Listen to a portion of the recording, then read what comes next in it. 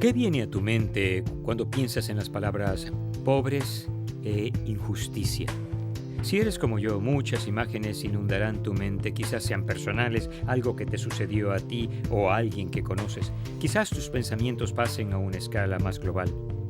Mi mente regresa a los años en 1933 y 1945. Bajo el liderazgo de Adolfo Hitler, la Alemania nazi participó en un horrible acto de genocidio. Pretendieron exterminar por completo a la raza judía de la faz de la tierra. En 1945, cuando el régimen de Hitler fue derrotado, 6 millones de los 9 millones de judíos que se calculaba vivos habían muerto. Pero hay más en la historia que debería inspirar a todos los seguidores de Jesús. Regresaré a este evento enseguida. Ejemplos así nos ponen los pelos de punta y nos hacen pensar en la siguiente pregunta clave. ¿Qué deberíamos hacer con los pobres y la injusticia?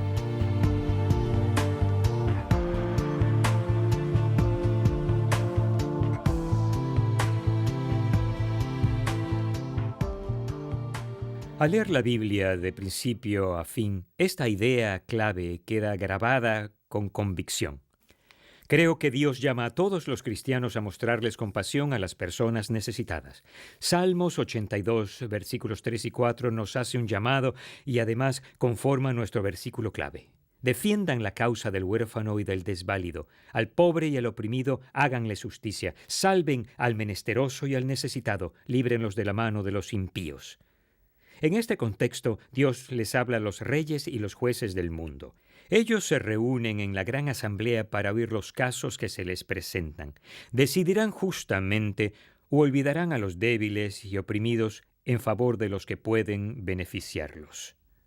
Dios dice que está sentado en el trono del juicio y juzga a los jueces y gobernantes humanos según como lo hicieron ellos. Dios se preocupa intensamente por los pobres y un día enmendará todo agravio, todo acto de injusticia. Y un día, cuando al fin restaure su reino sobre la tierra, gobernará de tal modo que no habrá pobres entre nosotros ni ninguna injusticia nunca más. Mientras tanto, Él hace un llamado y responsabiliza a los jueces y gobernantes humanos por las áreas en las que tienen jurisdicción. Pero este llamado va más allá de los jefes de los gobiernos, se extiende a cada uno de los seguidores de Jesús. Santiago nos escribe estas sensatas palabras. La religión pura y sin mancha delante de Dios nuestro Padre es esta: atender a los huérfanos y a las viudas en sus aflicciones.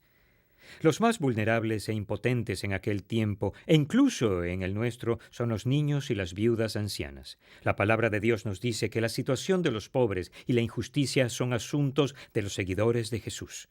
Él llama a todos los cristianos a mostrar compasión por los necesitados. En esta ocasión en particular, un líder religioso judío le pregunta a Jesús: ¿quién es mi prójimo?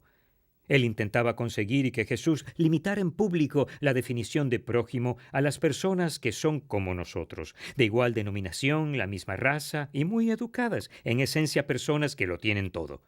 Con una definición más estrecha, él podría concluir que estaba cumpliendo todos los requisitos de la ley: amar a Dios y amar a su prójimo. Y si puedo eliminar a los samaritanos, los gentiles y los de baja condición y similares de la lista de prójimos, lo estoy haciendo bien. Es lo que este hombre pensó. Las palabras que salen de la boca de Jesús conforman una historia.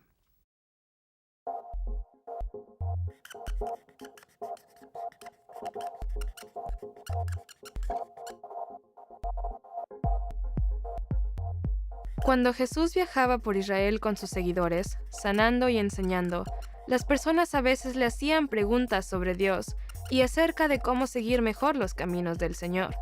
Muchas veces, Jesús utilizaba historias para comunicar lo que quería que la gente entendiera. En una ocasión, un hombre que era un experto religioso intentó probar a Jesús. Él dijo que sabía que la ley judía le ordenaba amar a Dios y amar a su prójimo. Sin embargo, este hombre le preguntó a Jesús: ¿quién es mi prójimo?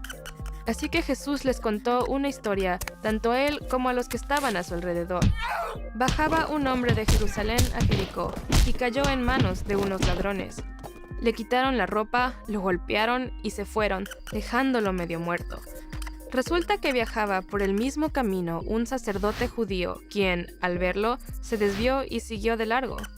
Así también llegó a aquel lugar un levita, otro líder religioso judío, y al verlo se desvió y siguió de largo. Pero un samaritano, un integrante de un grupo de personas a quienes los judíos despreciaban, que iba de viaje, llegó a donde estaba el hombre y, viéndolo, se compadeció de él. Se acercó, le curó las heridas con vino y aceite y se las vendó. Luego lo montó sobre su propia cabalgadura, lo llevó a un alojamiento y lo cuidó. Al día siguiente, sacó 2 monedas de plata y se las dio al dueño del alojamiento.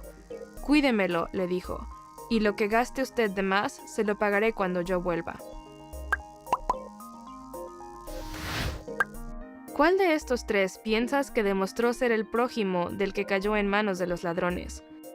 «El que se compadeció de él», contestó el experto en la ley. «Anda entonces y haz tú lo mismo», concluyó Jesús.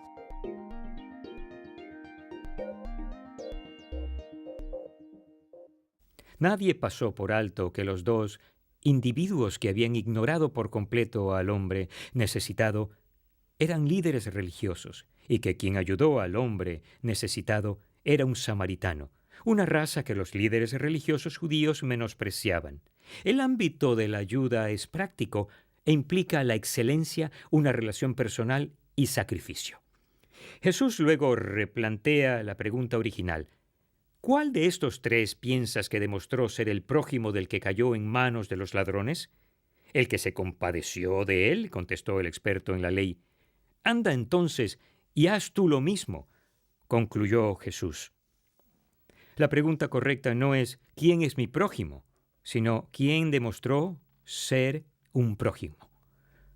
Una maestra de la escuela le contaba a su clase la historia de un buen samaritano. Describió la situación con gráficos detalles para que sus alumnos captaran el dramatismo.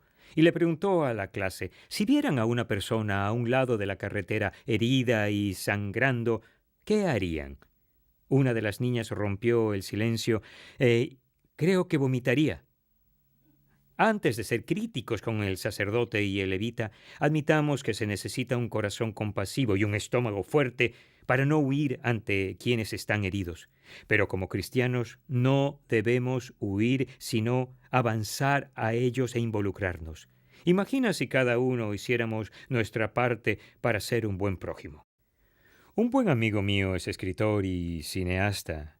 En un festival de cine, un grupo de personas vio una vieja película de la vida de Corrie ten Boom titulada El refugio secreto. Corrie fue uno de los valientes que proporcionaron un escondite para que los judíos se ocultaran de Hitler y su ejército. Después de la película, un anciano se acercó a mi amigo y le comentó de los jóvenes en bicicleta que ayudaban en el transporte y a poner a salvo a aquellos judíos. Mi amigo le preguntó cómo sabía tanto de aquellos jóvenes. La respuesta, yo era uno de ellos. Hans Pauli se llamaba, un joven cristiano que estudiaba física en la universidad en Holanda. Se sintió afectado por las injusticias contra los judíos. Hizo lo mismo que un puñado de jóvenes estudiantes cristianos. Dejaron la universidad y se unieron para hacer algo al respecto. Al final, muchos de aquellos estudiantes perdieron sus vidas, pero fueron los responsables de salvar las vidas de cientos de judíos que vivían en Holanda. Durante varios años, Hans contó esta historia con largas conversaciones con mi amigo y el meticuloso diario que guardaba. La historia de esos valientes jóvenes cristianos se conserva en una película titulada El regreso al refugio secreto. Cada vez que veo esa película, mis ojos se llenan de lágrimas y entonces recuerdo las palabras del salmista. Defiendan la causa del huérfano y del desvalido, al pobre y al oprimido háganles justicia. Salven al menesteroso y al necesitado.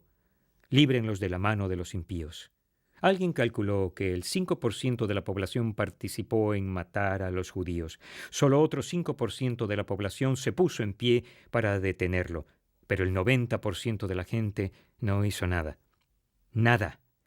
No hicieron nada mientras seres inocentes eran perseguidos, torturados y asesinados. Jesús llama a sus seguidores a integrar ese 5% de los que hacen algo para ponerse al lado de los pobres y contra la injusticia. ¿Estás dispuesto?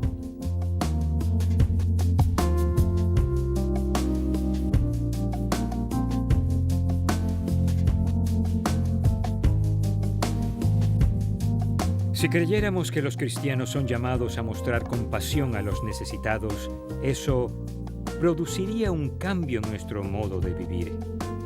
Hablemos sobre el tema unos momentos. Número 1. Como cristiano, la terrible situación de los pobres, oprimidos, abandonados y necesitados es mi problema. Si creemos esto de corazón, actuaremos con manos y con pies. Como cristianos no desviamos la mirada de los que sufren, sino los miramos a la cara. Nos sumamos a otros seguidores de Jesús para hacer de modo tangible lo que podamos. Número 2. Haré con los demás como me gustaría que hicieran conmigo. Esta idea viene directo de la enseñanza de Jesús. Es una regla buena para vivir. Si ves a una persona necesitada de quien se estén aprovechando, pregunta, ¿y si ese fuese yo? ¿Cómo esperaría que alguien me respondiera? Solo actúa según tu respuesta. Y hay una frase vieja pero buena.